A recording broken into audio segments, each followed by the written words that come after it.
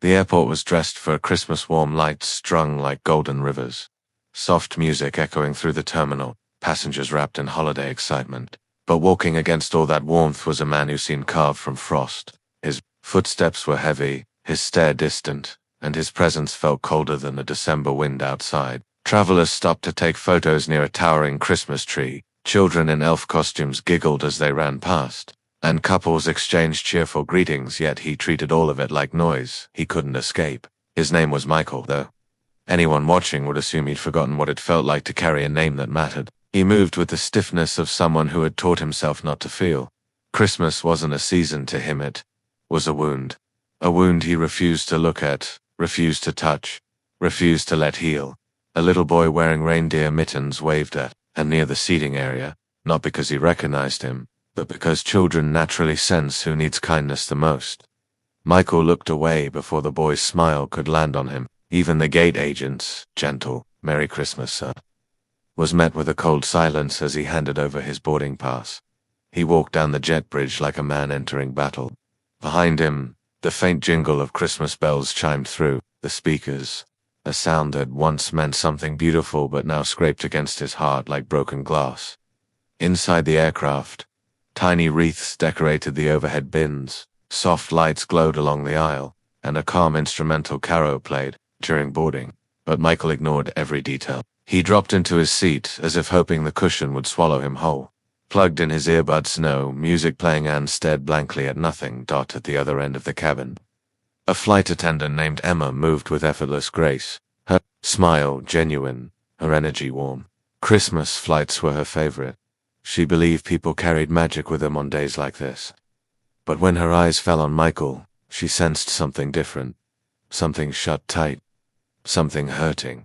And then came the third soul in this story, a 7-year-old boy, Leo, traveling alone with a backpack and a stuffed reindeer. He was a spark of holiday innocence, radiating the kind of joy Michael avoided like sunlight.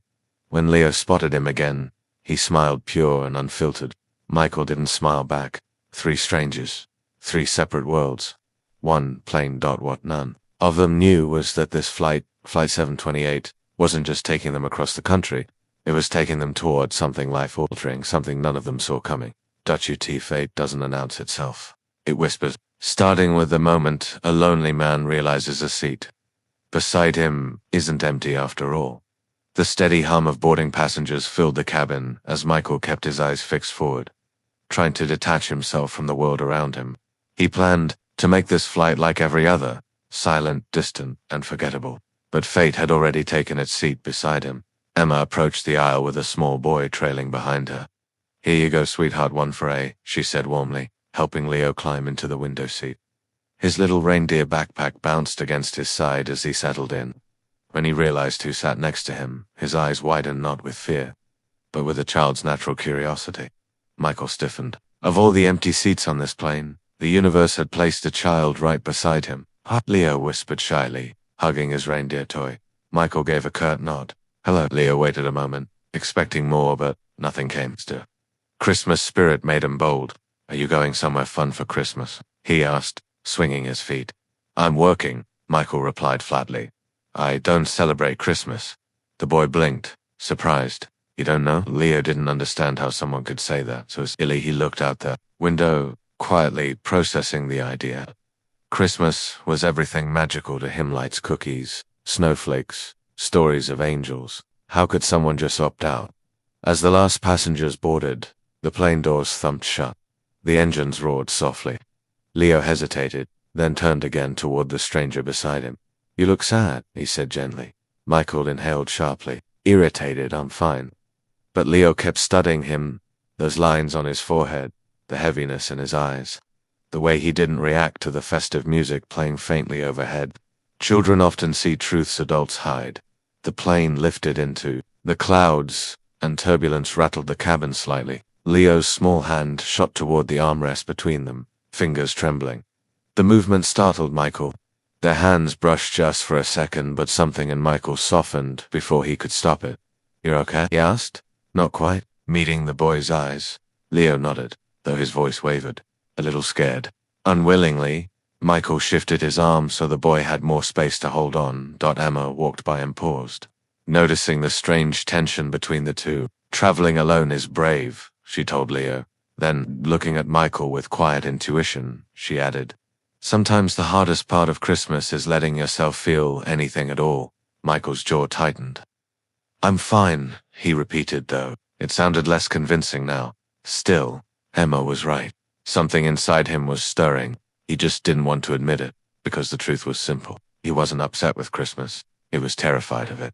The plane steadied, gliding through a quiet pocket of sky. Most passengers returned to their books, screens, or drifting thoughts. But row 14 felt suspended in a different kind of silence, one that pressed gently but persistently on Michael's chest. Leo shifted in his seat, still clutching his reindeer. He glanced at Michael again, hesitant yet brave, in the way only children can be. My mum says people who look angry are usually just sad, he murmured. Michael turned toward the window, jaw tight. Your mum is wrong this time. But the boy didn't believe him, and neither did Emma, who stopped by their row again with a tray of water cups. Her warm eyes lingered on Michael longer than before. Everything okay here? She asked softly. Leo nodded. I'm fine now. But I think he's not. He pointed, not rudely, but with innocence. Michael felt heat creeping up his neck. I don't need Emma, didn't back off. She knelt slightly so they were eye level sometimes. People don't hate the holiday, she said gently. Sometimes they just miss someone who used to make it special. Her words landed with the weight of memory. For a moment, Michael couldn't speak, couldn't breathe. The walls he'd built for years pressed inward, tremoring. He swallowed hard. You don't know anything about me. Emma didn't argue. She simply waited. Silence stretched, thin and tight as a thread. Then, suddenly, maybe because of the turbulence, maybe because of the drawing Leo clutched, or maybe because grief held too much pressure inside, Michael exhaled. And the truth escaped before he could pull it back. 5 Christmases ago, he began quietly. I was supposed to meet my wife and son at my parents' house. They were driving separately. It was snowing, just a little. His voice broke, and he forced the next words through a tightening throat. Their car skidded. They didn't make it. Emma's breath caught. Leo's eyes softened, filled with a sadness far too deep for his age. Michael stared at the tray table, unable to look at either of them. Since then, every tree, every song, every greeting, every part of Christmas reminds me of what I lost, not what I have. His hands trembled, just slightly. He clenched them into fists. Leo whispered, my dad's in heaven too. He hugged his reindeer tighter. I miss him a lot. But Mom says people in heaven want us to be happy sometimes. Michael blinked hard, fighting rising emotion. That simple statement, spoken with the innocence of a 70-year-old, broke through a layer grief had frozen shut. Emma rested a gentle hand on the seat in front of them. You're not alone. Not tonight. For the first time, Michael didn't argue because deep down, he didn't want to be alone anymore. The plane continued gliding through the dark sky. City lights forgotten beneath thick clouds. Inside the cabin, a quiet calm had settled. Passengers murmured softly. Some napped, others watched holiday movies glowing on seatback screens. But row 14 felt different now. Heavier, and yet strangely lighter. Michael leaned back, exhausted by a confession he never planned to speak aloud. It had taken years for those words to leave his lips, and now that they had, he felt exposed, vulnerable, and uncertain. Leo sensed the shift, and without a word, he rummaged through his small backpack. Emma approached again, noticing the strange stillness between them. Everything all right? She asked gently. Leo nodded, busy scribbling something on a piece of folded paper. After a minute, he tapped Michael's arm. I made something for you, he whispered. Michael hesitated, before opening the child's drawing. Inside, bright crayon colors filled the pager, small plane soaring through a snowy sky. 2 figures drawn side by side inside a window. Beneath it, in shaky handwriting, Leo had written, No one should be alone at Christmas. Michael's breath caught, his vision blurred. Something in his chest, frozen 4 years, shifted painfully but beautifully. He swallowed hard, fighting the sting in his eyes. Before he could speak, Emma leaned close and whispered, Would you trust us for just a moment? He didn't understand, but he nodded. Emma moved to the front galley and spoke quietly with her fellow crew members. Moments later, the cabin lights dimmed, leaving only a soft golden glow washing over the passengers. Her voice came gently over the intercom. Ladies and gentlemen, tonight is Christmas Eve. Many of us are away from home, away from the people we love. So, for a moment, we'd like to share something small or light to honor the ones we miss, and the ones who helped us become who we are. A hush fell over the aircraft, a kind of reverent silence rarely found on a commercial flight. Two attendants walked down the aisle with small flameless lead candles, handing one to each passenger. When Emma reached row 14, she placed a candle on the armrest between Michael and Leah. "This light," she murmured, "is for the people who are still with us in ways we can't always see." The dim cabin flickered with hundreds of tiny flames held in gentle hands. Someone in the back began humming Silent Night. Then another voice joined. Then another, and soft harmonies drifted through the aisle, blending with the steady hum of the engines. Michael stared at the small candle. He remembered his son's laughter, his wife's warm touch, the sound of their voices on past Christmas mornings. Memories he had buried now rose like thawing snow, and then the plane jolted hard. Gasps filled the cabin. Drinks trembled. A few passengers cried out as the aircraft shook violently. Leo's hand shot toward Michael, trembling this time. Michael didn't hesitate. He wrapped an arm around the boy, pulling him close. "It's okay," he said, voice steady for the first time all night. "I've got you."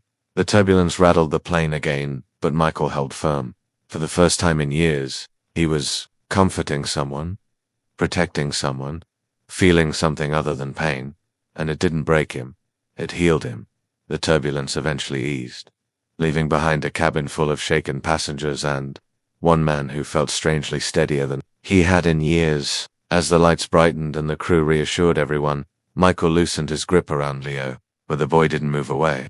He simply looked up at him with wide, trusting eyes. "He made me feel safe," Leo whispered. Michael's heart clenched, not with pain this time, but with something warmer. Something startlingly close to hope. Outside the window, dawn painted a soft glow across the horizon as the plane descended through thinning clouds. City lights twinkled below in festive reds and greens, little constellations celebrating a day Michael had feared for half a decade. The wheels touched down smoothly. A gentle applause rippled through the cabin, as if the passengers sensed they had all shared something sacred in the sky. Michael exhaled, long and slow, feeling a quiet release inside himself. When the seatbelt sign chimed off, the usual rush began, passengers reaching for luggage, unbuckling children, slipping on jackets. But Michael didn't move. He watched Leo gather his tiny backpack, fumbling with the zipper. "I'm going to see my grandma," Leo said proudly.